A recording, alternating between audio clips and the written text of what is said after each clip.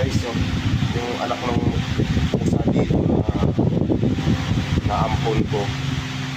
Ang payat na, labas na yung mga buto.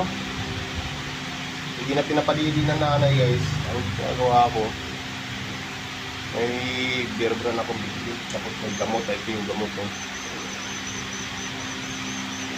Tatlong araw ko na ginaganito ito.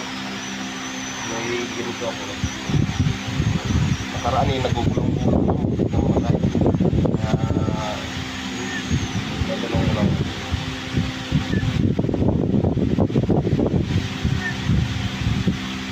Diba? Ito yung nanay, mawa na ngawa sa ilalim. Hindi pinapadili yung anak. Dalawa to mga master. Mawa mo ito. Yan yung gata sa loob. Nagtataga ako para mabuhay.